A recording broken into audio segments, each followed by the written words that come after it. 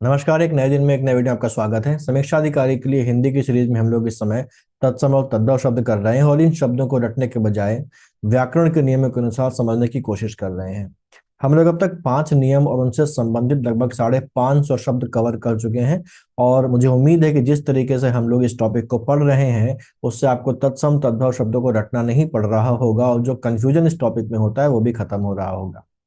इसके पहले हम लोग वाक्य शुद्धि, विशेष विशेषण और पर्यायवाची खत्म कर चुके हैं। अगर आप चैनल में नए हैं तो हिंदी की प्लेलिस्ट में जाकर इन टॉपिक्स के वीडियोस को देख सकते हैं। अगर हम टॉपिक की बात करें तो पिछले वीडियोस में हम लोगों ने ये देखा था कि जो शब्द संस्कृत से सीधे एज इट इज हिंदी में बिना किसी परिवर्तन के अपने मूल रूप में आ गए उन्हें तत्सम शब्द कहा जाता है, जबकि वो शब्द जो संस्कृत और हिंदी के बीच के सफर के 2500 सालों के सफर में पाली, प्राकृत और अपभ्रंश जैसी भाषाओं से होकर हिंदी में आए हैं, तो इन भाषाओं से होकर आने की वजह से उनके मूल रूप में कुछ परिवर्तन आ गया है, कुछ विकृति आ गई है, उनके उच्चारण में और उनकी वर्तनी में भी कुछ परिवर्तन आ गया है। तो ऐसे शब्द जब हिंदी में आए इन भाषाओं से होते हुए तो उन्हें तद्भव शब्द कहा जाता है। तो तत्सम का मतलब वो जो संस्कृत में जैसे बोले जाते हैं, लिखे जाते हैं, वैसे ही वो हिंदी में भी आ गए और जो बदलाव के साथ हिंदी में आए उनको तद्भव कहा गया। इसके पहले के हम लोग तत्सम तद्भव के 3 वीडियोस देख चुके हैं और पहले 3 वीडियोस में हम लोगों ने सभी नियमों को पढ़ा है और बार बार रिवाइज किया है। जो नियम और जिनसे संबंधित शब्द देखे जा चुके हैं वो है, तो हमारे पास जो पहला नियम था कि वो शब्द जिनमें आधे व्यंजन का प्रयोग होता है वो तत्सम शब्द होते हैं। और इसका एग्जाम्पल हमारे पास है अमूल्य, उज्ज्वल, पुस्तक, स्नेह, उल्लास आदि। दूसरा नियम था कि संयुक्त अक्षरों छ, त्र, ज्ञ और श्रा वाले शब्द तत्सम होते हैं, जैसे अक्षर, स्नश्रु, तीक्ष्ण, यत्र, स्वश्रु, अश्रु आदि। इसका एक अपवाद था कि जो श्राप शब्द है ये श्रा से तो शुरू हो रहा है लेकिन श्रा से शुरू होने के बावजूद भी तद्भव होता है और इसका जो तत्सम होता है वो होता है शाप। ऐसे ही तीसरा नियम हमारे पास था कि जिन शब्दों में री का प्रयोग होगा वो हमेशा तत्सम होंगे। री का या री की मात्रा का जिन शब्दों में प्रयोग होता है वो हमेशा तत्सम होते हैं, जैसे ऋषि, जैसे गृह, जैसे घृत। घृत का तद्भव क्या होता है? घृत का तद्भव होता है घी। और इसका भी हम लोगों ने एक अपवाद देखा था कि जो ऋणी है वो तद्भव है और इसका जो तत्सम है वो क्या है? वो है ऋणिन। ऐसे ही शाह जो अक्षर है उसका प्रयोग चाहे पूरा हो या आधा अगर किसी शब्द में हुआ है तो वो शब्द हमेशा तत्सम होगा, जैसे काष्ठ, जैसे शिष्य और ऐसे ही बहुत सारे शब्द जो हम लोगों ने डिस्कस किए हैं पिछले वीडियोस में। पांचवा जो नहीं हम लोगों ने देखा था वो था कि अगर किसी शब्द का अंतिम वर्ण रा होता है तो वो शब्द हमेशा तत्सम होगा। अगर अंतिम शब्द वर्ण के अलावा अगर वो जो णा वर्ण है वो बीच में भी आ जाता है, भले ही वो पूरा है या आधा है, तो भी वो शब्द तत्सम होता है, जैसे रोपण, जैसे लक्ष्मण, जैसे ब्राह्मण, जैसे वणिक। तो ये कुछ उदाहरण हैं और इनमें से बहुत सारे उदाहरण हम लोगों ने पिछले वीडियोस में देखे थे। आज हम लोग छठे नियम से आगे बढ़ेंगे और छठा नियम हमारा कहता है कि जिन शब्दों में रा की मात्रा का प्रयोग होता है वे शब्द सामान्यतः तत्सम होते हैं।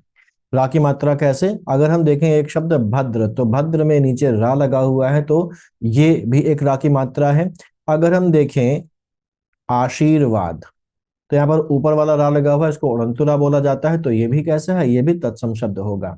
तो जिन शब्दों में रा की मात्रा का प्रयोग होता है वे सामान्यतः तत्सम होते हैं और इससे संबंधित जो शब्द हैं तत्सम वो हम लोग आज डिस्कस करेंगे, उनके तद्भवों को देखेंगे। यहाँ पर इसके कुछ अपवाद भी हैं, क्योंकि ये जो नियम है इनमें से कुछ नियम तो ऐसे हैं जो 100% काम करते हैं और कुछ नियम ऐसे हैं जिनके थोड़े बहुत अपवाद होते हैं। तो इस नियम का भी एक अपवाद है, जैसे अगर हम बात करें मिर्च, तो मिर्च यहाँ पर कैसा शब्द है? मिर्च यहाँ पर तद्भव शब्द है और इसका जो तत्सम होता है वो होता है मरिच। ऐसे ही कुछ और इसके अपवाद हैं जो हम लोग आज के वीडियोस में कवर करेंगे। और जो इसके बाद अगला जो नियम हम लोग आज ही देखेंगे वो ये है कि जिन शब्दों की शुरुआत में या होता है या वो शब्द जो या वर्ण से शुरू होते हैं वो सामान्यतः तत्सम होते हैं, और जब उन तत्सम शब्दों का परिवर्तन तद्भव में होता है तो जो या वर्ण है वो बदल जाता है जा में। जैसे यौवन एक तत्सम शब्द है जो या से शुरू हो रहा है और जब ये तद्भव में बदलेगा तो ये हो जाता है यौवन। ऐसे ही यमुना जो शब्द है वो या से शुरू हुआ है और वह एक तत्सम शब्द है और जब इसका परिवर्तन तद्भव में होता है तो यमुना का हो जाता है जमुना। तो हम इन दो नियमों को आज देखेंगे और इन दो नियमों से बने हुए तत्सम और तद्भव को हम लोग आज शब्दों को देखेंगे। तो शुरुआत कर लेते हैं। हमारे पास जो पहला जो नियम हम लोग को आज देखना है, और टोटलिटी में अगर देखें तो जो छठा नियम है वो ये है कि जिन शब्दों में रा की मात्रा का प्रयोग होता है वे सामान्यतः तत्सम होते हैं। और इस नियम से बनने वाले हमारे पास जो तत्सम तद्भव शब्द यहाँ पर कवर हो रहे हैं वो ये है कि पहला है अनाड़ी। अनाड़ी का तत्सम होता है अनार्य। अनाड़ी का मतलब जो किसी काम को ठीक से ना कर सके। आर्य जो शब्द है, आर्य शब्द का मतलब होता है श्रेष्ठ। श्रेष्ठ का मतलब जो हर काम अच्छे तरीके से करे वही तो श्रेष्ठ होगा, और जो आर्य ना हो वो क्या है, अनार्य है। तो अनार्य का जो तद्भव हो गया वो क्या हो गया, अनाड़ी। ऐसे ही अगुआ जो तद्भव शब्द है इसका तत्सम होता है अग्रणी। यहाँ पर देखिए, यहाँ पर दो नियम हमारे पास लागू हो रहे हैं। एक तो गा में नीचे रा की मात्रा भी लगी हुई है, और हम लोगों ने एक नियम पिछले वीडियो में देखा था कि जहां पर रा का प्रयोग होता है, यानी कि जो अंतिम वर्ण अगर रा है तो वो शब्द तत्सम होता है। तो वो भी यहाँ पर है। यहाँ पर गा में रा की मात्रा भी लगी है और रा भी अंतिम वर्ण है इसका। ऐसे ही अगुआ, तो अगुआ चाहे हम ऐसे लिखें या ऐसे लिखें एक ही बात है, और यहाँ पर भी इसका जो तत्सम होगा वो अग्रणी भी होगा और अग्रप भी हो सकता है। लेकिन हमको प्रेफर क्या करना है, हमको यहाँ पर प्रेफर करना है अग्रणी। ऐसे ही अढ़ाई, अढ़ाई का जो तत्सम होता है वो होता है अर्ध तृतीय। तो यहाँ पर ऊपर रा की मात्रा उड़ंतु रा लगा हुआ है तो इसलिए तत्सम है। और ऐसे ही तृतीय में भी अगर हम देखें तो री की मात्रा नीचे लगी हुई है, तो उस हिसाब से भी री की मात्रा के हिसाब से भी ये तत्सम शब्द हो जाएगा। ऐसे ही साढ़े का जो तत्सम होता है वो साल्द होता है और अंतुरा लगा हुआ है। डेढ़ा या डेढ़ का जो तत्सम होता है वह द्वयल्द होता है। ढाई का तत्सम होता है अर्ध तृतीय या सार्धर्धी। तो ये दोनों तत्सम शब्द हैं ढाई के। ऐसे ही अधूरा, अधूरा मतलब जो पूरा ना हुआ हो वो क्या होता है, अर्ध पूरक, यानी कि पूरे का आधा। ऐसे ही आधा जो तद्भव शब्द है इसका तत्सम होता है अर्ध। आम का तत्सम होता है आम्र। अमचूर का तत्सम होता है आम्रचूर्ण, और तमचूर का तत्सम होता है ताम्रचूर्ण। ताम्रचूर्ण जो है वो पर्यायवाची होता है मुर्गा का, ठीक है। और मुर्गा का पर्यायवाची ताम्रचूर्ण है, जिसमें मा में रा की मात्रा लगी है, रा भी इस्तेमाल हुआ है और अंतरा भी इस्तेमाल हुआ है, तो यह तत्सम शब्द है और इसका तद्भव होता है वो तमचूर होता है। अर्पण का तत्सम होता है अर्पण। अकाज का तत्सम होता है अकार्य। ऐसे ही अगवाड़ा का तत्सम होता है अग्रवाट। अनकना का तत्सम होता है आकर्ण। इन सब में ही देखिए रा की मात्रा का प्रयोग हो रहा है, नीचे रा लगा हुआ है या ऊपर उड़ंतु रा लगा हुआ है। ऐसे अर्चना का तत्सम होता है अर्चन। आरती का तत्सम होता है आरारतिक। ये वर्तनी आपको ध्यान रखनी है, आरारतिक होता है। अर्क का तत्सम होता है अर्क। अर्क का मतलब क्या, किसी भी चीज का घोल है या काढ़ा है तो उसको अर्क बोलते हैं, और इसका तत्सम अर्क होता है। ऐसे जो आक का पौधा होता है इसको हम मदार भी बोलते हैं, उस आक के पौधे का तत्सम भी अर्क ही होता है। तो अर्क, अर्क का भी तत्सम है और आक का भी तत्सम है। ऐसे ही अर्घा का तत्सम होता है अर्घ। आरसी का तत्सम होता है आदर्शी का। अचरत का तत्सम होता है आश्चर्य। आंच का तत्सम होता है अर्ची। ऐसे ही उपरोक्त का तत्सम उपर्युक्त होता है। ये सब चीजें आपको वाक्य और वर्तनी शुद्धि जब हम लोग जब क्वेश्चन के सॉल्व करेंगे तो वर्तनी शुद्धि में भी ये चीजें काम आती हैं। उपरोक्त एक अशुद्ध है और अगर हमारे पास उपर्युक्त है तो यह शुद्ध शब्द माना जाता है वर्तनी शुद्धि में। उबटन का तत्सम होता है उद्वर्तन। ऊंट का तत्सम होता है उष्ट्र। आधा शलगम वाला शा भी लगा हुआ है और टामी नीचे रा की मात्रा भी लगी हुई है। ऊन का तत्सम ऊर्ण या ऊर्णा होता है। ये दोनों ही सही है, ऊर्ण भी सही है और ऊर्णा भी सही है, दोनों ही ऊन के तत्सम होते हैं। औंधा का तत्सम होता है अवमूर्ध। कर्तव्य का तत्सम होता है कर्तव्य। काम का तत्सम होता है कर्म। कारज का तत्सम होता है कार्य, और काज का तत्सम भी कार्य होता है। हमको ये लगता है कि काम का तत्सम कार्य होना चाहिए, लेकिन काम का तत्सम कार्य नहीं होता है, इसको ध्यान रखना है। हम लोग अक्सर कंफ्यूज हो जाते हैं इस बात पे।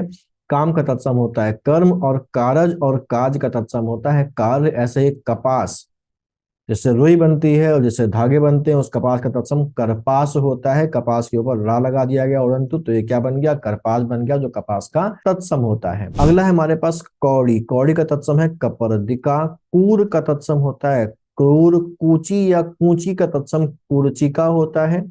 ककड़ी का तत्सम करकटी होता है, मिलता जुलता नाम है ककड़ी का करकटी। केकड़े का तत्सम होता है करकट। किरकिरा का तत्सम भी करकट होता है, तो केकड़ा और किरकिरा दोनों का ही तत्सम करकट है। किरकिरी का तत्सम करकर होता है। और कंकड़ है ना, छोटे छोटे टुकड़े जो होते हैं मिट्टी के, उनको ठोस जो होता है उनको कंकड़ बोला जाता है, और कंकड़ का तत्सम भी करकर होता है। कान का तत्सम कर्ण होता है। कंडिहार को हम लोग रा वाले में देख चुके थे, तत्सम कर्णधार होता है। कोस का तत्सम क्रोश होता है। कोस जो दूरी का मात्रक होता है कि हम 4 कोस चले 5 कोस चले, तो उसको उसका तत्सम क्रोश होता है। कसना और कढ़ना, इसको भी हम लोगों ने पिछले वीडियो में देखा था। कसना का तत्सम भी कर्षण होता है और कढ़ना का तत्सम भी कर्षण होता है, इसको ध्यान रखिएगा। कनेर, जिसके फूल होते हैं पीले रंग के, वो जो कनेर है उसका तत्सम कणेर होता है। कूदने का तत्सम कूर्दन होता है। केवट, जो नाव चलाता है, उसका तत्सम केवल या कैवल्त होता है, दोनों ही सही हैं। काट का तत्सम कर्त होता है, काटना का तत्सम कर्तन होता है। कर्तनी का तत्सम कर्तरी होता है। कर्तनी क्या है? जिसको हम कैंची बोलते हैं उसी को कर्तनी बोला जाता है, और उसका जो तत्सम होता है वो कर्तरी होता है। ऐसे ही काटी का तत्सम कर्तरी होता है। कबड्डी जो खेल है हमारा, उस खेल के कबड्डी का नाम होता है कपरदी। तो कपल्दी किसे बोलते हैं? कबड्डी के खेल को बोलते हैं। ऐसे ही करतूत, करतूत का तत्सम होता है कर्तत्व या कर्तत्व। यहाँ पर ता में ऊपर एक आधा ता भी लगा हुआ है और यहाँ पर नहीं लगा, दोनों में ये अंतर है, लेकिन दोनों ही सही है। लेकिन प्रेफर किसको करेंगे? पहले वाले को प्रेफर करेंगे। कार्तिक का जो महीना होता है उस कार्तिक का तत्सम कार्तिक होता है। कोदो जो एक मोटा अनाज होता है, कोदो या कोदई कहते हैं उसको, उस मोटे अनाज कोदो या कोदोई का जो तत्सम है वो कोद्रव होता है। कपड़े का तत्सम करपट होता है। कपड़े का तत्सम करपट होता है। कपूर का तत्सम कर्पूर होता है, ऊपर उड़ंतु रा लग जाता है। ऐसे करदम का तत्सम करदम होता है। करिया का तत्सम कर्णिक है, हम लोग देख के आए हैं पिछले वीडियो में। करौंदे का जो फल होता है, गोल गोल लाल लाल छोटा सा खट्टा फल होता है, उसका जो तत्सम होता है वो होता है करमर्द। ये इंपॉर्टेंट है, करौंदे का पूछा जा चुका है एक दो बार। तो करौंदे का तत्सम क्या है? करमर्द है। कसौटी की हम लोगों ने बात की थी पिछले वीडियो में कि कसौटी क्या होता है। सोनार या स्वर्णकार के पास एक पत्थर जैसा होता है जिसमें वो सोने को घिस के देखता है, ये पता लगाने के लिए वो जो सोना है वो असली है या नकली है। तो उस कसौटी को कर्षपट्टिका बोला जाता है। हम लोगों ने जब शाह वाले देखे थे तो वहां पर इस शब्द को हम लोगों ने देखा था। किराना का जो तत्सम होता है वो क्रेयण होता है। खप्पर, खप्पर का तत्सम होता है खरपर। खजूर का तत्सम होता है खरजूर। खाज और खुजली का तत्सम होता है खरजू। तो अक्सर इसमें बहुत कंफ्यूजन हो जाता है। खजूर का होता है खरजूर और खाज या खुजली का खरजू होता है। इसमें अंत में रा वर्ण का प्रयोग नहीं होगा जो कि खरजूर में हुआ है। खुजली का एक और तत्सम खर्ज भी होता है। तो अगर हम देखें यहाँ पर तो खर्ज बेसिकली जो होता है वो खाज का होता है और खुजली का जो होता है वो खर्ज होता है। ये थोड़ा सा अंतर है, लेकिन किताबों में खर्ज को ही खाज और खुजली दोनों का देके रखा गया। जबकि जो एग्जैक्ट अगर हम स्पेसिफिकली बात करें तो जो खर्जू होगा वो खाज का तत्सम होगा, और जो खर्ज होगा वो किसका तत्सम होगा? खुजली का तत्सम होगा। तो इसको अगर आप ध्यान रखेंगे एग्जाम में तो बेटर रहेगा। ठीक है। ऐसे ही गांव का तत्सम होता है ग्राम। और जो गंवार, गंवार का मतलब आजकल हम कुछ और निकालने लगे हैं। गंवार का मतलब मूर्ख हम लोग समझते हैं आजकल, लेकिन गंवार का मतलब होता है वह जो गांव से आया हो या गांव का रहने वाला हो। गांव के लोग भोले भाले होते हैं, इसलिए गंवार का मतलब मूर्ख लगा लिया जाता है, जबकि वो मूर्ख नहीं बल्कि भोले भाले होते हैं। तो जैसे गांव का तत्सम तत्सम जो है वो ग्राम होता है, वैसे ही गंवार का तत्सम होता है ग्रामीण। ऐसे गधा या गदहा का तत्सम होता है गर्दभ। गिद्ध का तत्सम हम लोगों ने बात की थी, गृध्र भी होता है और गृध्र भी होता है। और मैंने ये बताया था अगर ये दोनों शब्द हैं तो हम किसको प्रेफर करेंगे? पहले वाले को प्रेफर करेंगे, गृध्र को प्रेफर करेंगे। और अगर गृध्र नहीं है तभी हम गद्ध लगाएंगे। ऐसे गाभिन का जो तत्सम होता है वो गर्भिणी होता है। गगरा या गागल जिसमें पानी भरकर लाया जाता है उसका तत्सम होता है गरगर। ध्यान रखिएगा, गरगर। तो गहन का तत्सम होता है ग्रहण। घिरना का तत्सम भी होता है ग्रहण। गठना का तत्सम होता है ग्रंथन। गोल का तत्सम होता है वर्तुल। इंपॉर्टेंट है। गड्ढा का तत्सम गर्त होता है, गड्ढे में गिरना, गर्त में गिरना। हम लोग कॉमन जो लैंग्वेज उसमें भी अक्सर गलत शब्द का प्रयोग करते हैं जो गड्ढे का ही है तत्सम। ऐसे ही गाहक जो है वो ग्राहक का तत्सम है, तद्भव है। गोद का जो तत्सम है वो क्रोध है। भाई का हम लोग देख चुके थे, भाई का तत्सम भ्रातृ होता है। यहाँ पर रे की मात्रा का भी प्रयोग हुआ है और रा की मात्रा का भी प्रयोग किया हुआ है, तो दोनों ही नियम यहाँ पर लग रहे हैं और भाई का तत्सम भ्रातृ हो जाता है। भाई की जो पत्नी है उसको भ्रातृ भार्या बोला जाता है, क्योंकि भार्या का मतलब होता है पत्नी। और किसकी पत्नी? भाई की, तो वो भ्रातृ भार्या हो गई, भाभी। ठीक है। गुर्जर का तत्सम होता है गुर्जर। गयंद जो शब्द है ये हाथी को रिजेंबल करता है, हाथी को रिप्रेजेंट करता है, और इसका जो तत्सम होता है वो होता है गजेंद्र। चकवा एक पक्षी होता है जिसका तत्सम चक्रवाक होता है। चबाना का तत्सम चरवण होता है। चांदनी जो चांद से आती है, चांद की जो रोशनी होती है जो सूरज की रोशनी चांद से परावर्तित होकर धरती में आती है, उसको चंद्रिका बोलते हैं। चौथाई यानी कि 1/4, भाग को हम चतुर्थ भागिक बोलते हैं, चतुर्थ, और भाग यानी कि चौथा भाग। चमगादड़ चर्मचटक कहलाता है। चोरी का तत्सम चोर या चौर्य होता है। चमड़े को जो तत्सम है वो चर्म है, और चर्म का जो तद्भव है वो चमड़ा भी होता है और चाम भी होता है। चूना का तत्सम चूर्ण है। चक्का चक्का क्योंकि गोल होता है, गाड़ियों में लगता है अक्सर, या कुम्हार उसको घुमाकर उसमें बर्तन बनाता है मिट्टी के, तो क्योंकि वो गोल होता है इसलिए उसका तत्सम क्या हो गया, चक्र हो गया चक्का का। चौमासा बारिश के जो 4 महीने होते हैं उन 4 महीने को चौमासा कहा जाता है, और इसका जो तत्सम होता है वो हो गया चातुर्मास। छेद का तत्सम होता है छिद्र। जीर्ण या झीना का तत्सम होता है जीर्ण। झरना का तत्सम होता है निर्झर। मकड़ी हमारे सबके घरों में पाई जाती है, जाला बनाती है, और उसमें जो छोटे मोटे कीड़े मकोड़े होते हैं उनको पकड़कर खाती है। और अपना जो उसका तत्सम होता है वो होता है मरकटक या मरकटी। देखिए मरकटक या मरकटी मकड़ी है, लेकिन अगर हम मरकट देखें तो हम लोगों ने जब पर्यायवाची पढ़े थे तो हम लोगों ने देखा था कि मरकट किसी का पर्यायवाची होता है। तो मरकट किसका पर्यायवाची होता है, बंदर का पर्यायवाची था, हम लोगों ने देखा था। तो मरकट तो बंदर का पर्यायवाची है, लेकिन अगर मरकटक हो जाता है या मरकटी हो जाता है तो वो किसका तत्सम बन जाता है, मकड़ी का तत्सम बन जाता है। महंगा का तत्सम महार्ग होता है। मूंदना का तत्सम मुद्रण होता है। मारक का तत्सम और मांग का, दोनों का ही तत्सम जो होता है वो मार्ग होता है। मांगना का तत्सम होता है मार्गण। बजरंग का तत्सम होता है वज्रांग। वज्रांग का मतलब क्या होगा, जिसके जो अंग है वो वज्र के समान कठोर हो। और वज्र के समान कठोर जो अंग है वो किसके हैं, वो है भगवान श्री हनुमान जी के, और इसीलिए उनको वज्रांग बोला जाता था, जो बाद में बिगड़ते बिगड़ते बजरंग हो गया। मक्खन का तत्सम होता है मरक्षण, और क्योंकि ये मथने से निकलता है इसलिए इसको मंथन भी बोला जाता है, तो दोनों ही सही है। रीस का तत्सम होता है ईर्ष्या। घिसना या रगड़ना का तत्सम होता है घर्षण। लादना का तत्सम होता है लदयति। शक्कर का तत्सम होता है शर्करा। समेटना का तत्सम समावर्तन माना जाता है। सणसी जिससे हम बर्तन वगैरह उठाते हैं, गरम किचन में हमारे इस्तेमाल होती है, उसका तत्सम संदर्शिका होता है। सांप का हम सभी जानते हैं तत्सम सर्प होता है। शीश यानी कि हमारा सर यानी कि हमारा हेड, उसको क्या बोलते हैं, शीर्ष बोलते हैं, तो ये शीर्ष का तत्सम होता है शीर्ष। ऐसे ही सोना का तत्सम होता है स्वर्ण, और सुनार का तत्सम होता है स्वर्णकार। सूरज का सूर्य सभी जानते हैं। सरक का तत्सम भी स्वर्ग सभी पता है। दाढ़ का तत्सम होता है दंष्ट्रा। दाढ़ मतलब अंदर जो हमारे मुंह में चबाने वाले दांत होते हैं उनको दाढ़ बोला जाता है, या इसी को दाढ़ भी बोला जाता है, और उसका तत्सम होता है दंष्ट्रा। दाढ़ी जो है उसका तत्सम होता है दंष्ट्रिका। स्पेलिंग का ध्यान रखिएगा, दंष्ट्रिका है। तांबा का तत्सम होता है ताम्र। ताकना का तत्सम होता है तर्कन। तीरथ का हम सभी जानते हैं तीर तो होगा, कॉमनली यूज्ड शब्द है। ऐसे थूलना, थूलना का मतलब होता है पिटाई करना या पीटना, और उसका जो तत्सम होता है वो ध्रुवर्ण होता है। दूब जो घास होती है उस दूब घास का तत्सम दूर्वा होता है। दुबला का तत्सम दुर्बल होता है। दाख, दाख कहते हैं अंगूर को, और दाख का तत्सम द्राक्षा होता है। हम लोग पहले भी एक बार देख चुके हैं, कुछ किताबों में द्राक्ष भी लिखा मिलता है, तो जो इसका शुद्धतम रूप है वो द्राक्षा होता है। तो अगर द्राक्ष और द्राक्षा दोनों ही आपको लिखा मिले तो आपको हमेशा प्रेफर करना है द्राक्षा को, क्योंकि यही शुद्धतम है। दूल्हा का तत्सम दुर्लभ है। दर्शन का तत्सम दर्शन होता है। दाम का तत्सम द्रह्म है। दाद का तत्सम दद्रु है। धर्म का तत्सम धर्म है। दोना का तत्सम होता है द्रोण, और धीरज का तत्सम होता है धैर्य। आसान आसान से है, और थोड़ा सा ध्यान रखेंगे तो आपको बहुत आसानी से क्लियर हो जाएगा। बैल का तत्सम होता है वृषभ।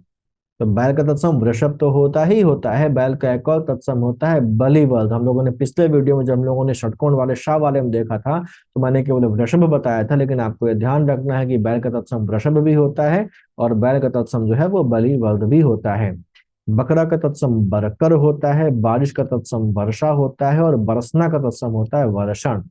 बत्ती, इसका जो तत्सम होता है वर्त या वर्तिका होता है। बत्ती का मतलब जो दीपक में या लालटेन में जलाने के लिए लगाई जाती है उसको बत्ती बोला जाता है, जिसका तत्सम वर्ती या वर्तिका होता है। बांका का तत्सम होता है वक्र। बांका का मतलब जो टेढ़ा हो, टेढ़ा का वक्र कहा जाता है। बिकना का तत्सम विक्रयण होता है, और बेचना का तत्सम होता है विक्रय। ऐसे ही बीघा जो खेती या ऐसे ही जमीन की माप के लिए प्रयोग किया जाने वाला एक शब्द है। बिग हाउस का तत्सम होता है वो विग्रह होता है, इसको ध्यान रखिएगा, विग्रह होता है बीघा का तत्सम। बात का तत्सम वार्ता होता है। बिखरना का तत्सम होता है विकीर्ण, विनती का तत्सम विनती होता है, ध्यान रखिएगा छोटी की मात्रा यहाँ पर है। ऐसे ही बदंत का तत्सम होता है भद्र, भला का तत्सम भी भद्र ही होता है, तो बदंत और भला का दोनों का ही तत्सम भद्र होता है। भवरा या भौरा का तत्सम भ्रमर होता है, हम लोगों ने इसको पर्यायवाची में देखा था। जो भौं है हमारी उसको भ्रू बोलते हैं, भरम का तत्सम भ्रम होता है। मुद्रिका हम सभी जानते हैं मुद्रिका होता है यानी कि अंगूठी। भाड़ का तत्सम भ्राष्ट्र होता है, भाड़ जिसमें जो भड़भूजा होता है वो भूनता है, चने को भूनता है या दूसरे अनाजों को भूनता है तो उसको भ्राष्ट्र बोला जाता है। ऐसे ही भ्राष्ट्र जो है वो भाड़ का तत्सम तो है ही, लेकिन भाड़ तो एक प्रकार की भट्ठी होती है, तो इसीलिए भट्ठी का भी तत्सम है, तो भट्ठी का भी तत्सम होता है भ्राष्ट्र और भाड़ का भी तत्सम होता है भ्राष्ट्र। भादो जो कि एक महीना होता है बारिश का, उसका भी तत्सम होता है भाद्रपद। भाद्रपद भादों का तत्सम होता है। धुआं, धुआं का तत्सम होता है धूम्र। निडर का तत्सम होता है निर्दर, ध्यान रखिएगा बहुत कॉमनली इस एग्जाम में आता है, ये निर्दर होता है निडर का तत्सम। दा शब्द इस्तेमाल हुआ है, निबाह का तत्सम निर्वाह होता है, निभाना का तत्सम निर्वहन होता है। हम कॉमनली इसको इस तरीके से लिखते हैं निर्वहन, तो यहाँ पर ना नहीं होगा बल्कि क्या होगा, रा होगा, तो निर्वहन भी एक तरीके से तद्भव शब्द ही हो गया, किसका तद्भव हो गया, निर्वहन का तद्भव हो गया। ऐसे नींद का तत्सम निंद्रा होता है, पूरा का तत्सम पूर्ण होता है, पुरुषार्थ पुरुषार्थ का तद्भव है, परमार्थ परमार्थ का तद्भव है। पराठे का तत्सम परपट होता है और पापड़ का तत्सम भी परपट होता है, तो पराठा और पापड़ दोनों का ही तत्सम क्या है, परपट है। पपड़ी का तत्सम परपटी या परपटिका होता है। पूरब का तत्सम हम सभी जानते हैं पूर्व होता है। पलथी या पालथी, इसमें हम टांगे मोड़कर एक दूसरे के ऊपर रखकर बैठते हैं, उसको पलथी या पालथी बोला जाता है। उसका तत्सम पर्यस्त या पर्यस्त होता है। पर्यस्त या पर्यस्त में अगर दोनों में आएगा तो हम पहले वाले को प्रेफर करें, इसमें आधा या भी लगा हुआ है, और अगर ये नहीं होगा तभी हम इस दूसरे वाले को लगाएंगे। पलंग का तत्सम पर्यंक होता है और पर्यंक भी होता है, तो ये दोनों ही सही हैं। और फुर्ती का तत्सम होता है स्फूर्ति, बढ़ई का जो लकड़ी का काम करता है, लकड़ी का फर्नीचर बनाता है, उसको बढ़ई बोला जाता है, उसको तत्सम होता है वर्धकी होता है। का में छोटी की मात्रा है, बटेर एक पक्षी होता है, इसका तत्सम वर्तक होता है, आधा ता भी लगा हुआ है, और रा की ऊपर की मात्रा है। बरस का जो तत्सम है वो वर्ष होता है। बाघ का तत्सम व्याघ्र होता है, नीचे रा लगा हुआ है, और पिया का तत्सम होता है प्रिय। कुछ और शब्द हैं हमारे पास, जैसे पतला, पतला का तत्सम परतनु होता है, तो यहाँ पर वो शब्द हैं जिसमें पा के साथ नीचे रा लगा हुआ है और वो प्रा में बदल गया है, इसको चाहे ऐसे लिखें चाहे ऐसे लिखें एक ही बात है। तो पतला का तत्सम प्रतनु होता है। पाहुना का तत्सम प्राघुनक होता है, पाहुना का मतलब होता है मेहमान। पत्थर को प्रस्तर तत्सम कहा जाता है। अंगोच्छे का जो तत्सम है वो अंग प्रोछा है, यानी कि अंग को पोंछने वाला। खुरपा का तत्सम क्षुरप्र होता है। प्रणाला का तत्सम प्रणाल होता है। प्रणाली का तत्सम प्रणाली होता है। प्रणाली मतलब वह स्थान जहाँ से पानी बह के निकलता है उसको प्रणाली बोला जाता है, उसका तत्सम प्रणाली होता है। और अगर यह स्थान चौड़ा है, बड़ा है, तो उसको बोला जाता है प्रणाला, और इसका तत्सम होता है प्रणाल। पसीना, पसीना का तत्सम प्रस्वेद होता है। प्रस्वेद किसका तत्सम है, पसीने का। और पाना का तत्सम प्रापण होता है। जैसे मांगना का तत्सम मार्गण था, वैसे ही पाना का तत्सम प्रापण है। पहचान का तत्सम प्रत्यभिज्ञान है। पहेली, पहेली का तत्सम होता है प्रहेलिका। पसरना का तत्सम होता है प्रसरण। पसारना या फहराना का तत्सम होता है प्रसारण। परछाई तत्सम होता है प्रतीच्छाया। देखिए सब में प्रा का इस्तेमाल हुआ है। और पगहा का तत्सम होता है प्रग्रह। परिवा का तत्सम होता है प्रतिपदा, यानी कि जो पूर्णिमा है उसका तत्सम प्रतिपदा होता है।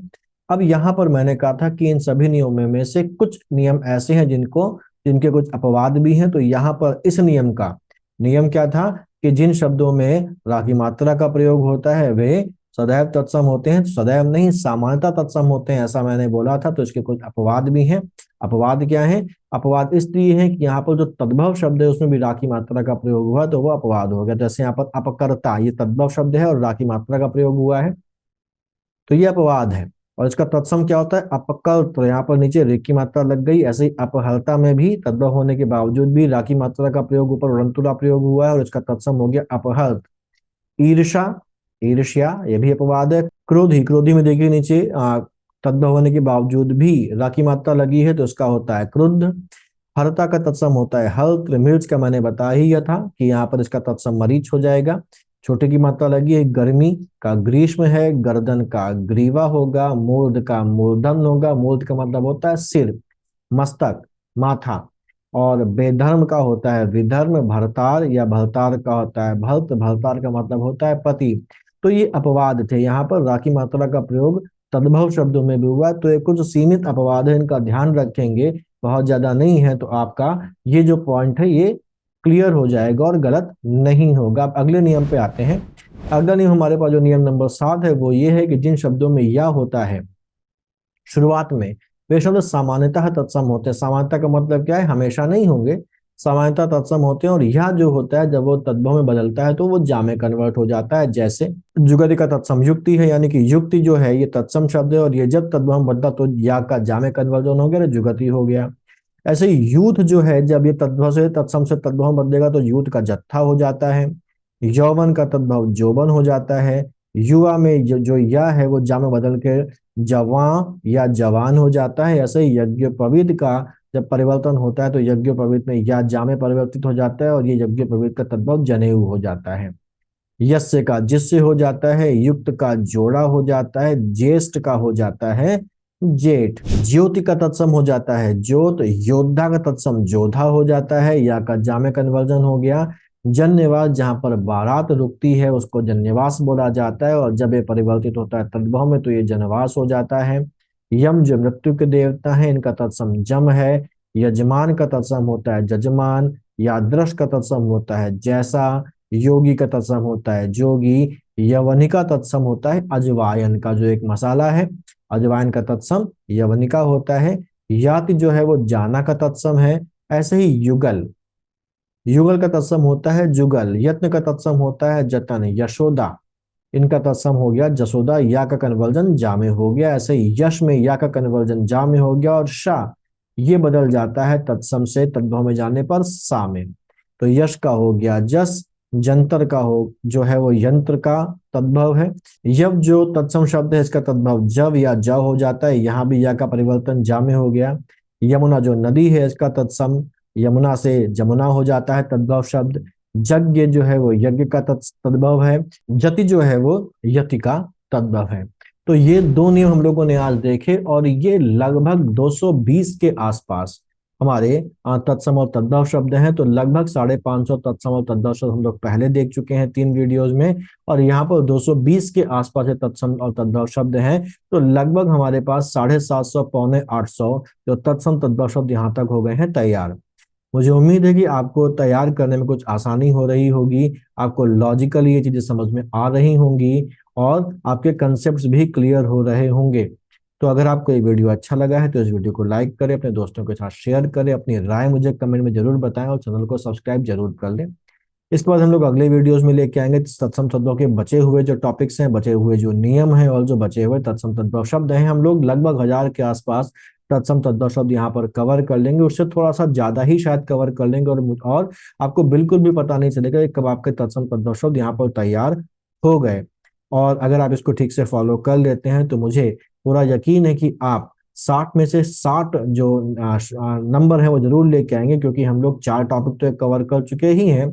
इसके बाद मैं आपके लिए जो विलोम शब्द हैं उनमें जो कठिन विलोम शब्द हैं, जो कंफ्यूजिंग विलोम शब्द हैं, और जो कुछ इंपॉर्टेंट अनेक शब्दों से एक शब्द वाला टॉपिक है वो भी लेके आपके लिए आऊंगा। और मुझे उम्मीद है कि आप अपनी और मेरी मेहनत दोनों की लाज रखेंगे और अच्छे से नंबर लेके आएंगे। 60 में 60 नहीं तो कम से कम 58 तो आप स्कोर करेंगे ही करेंगे। तो मिलते हैं अगले वीडियो में, तब तक के लिए पढ़ते रहिए और आगे बढ़ते रहिए।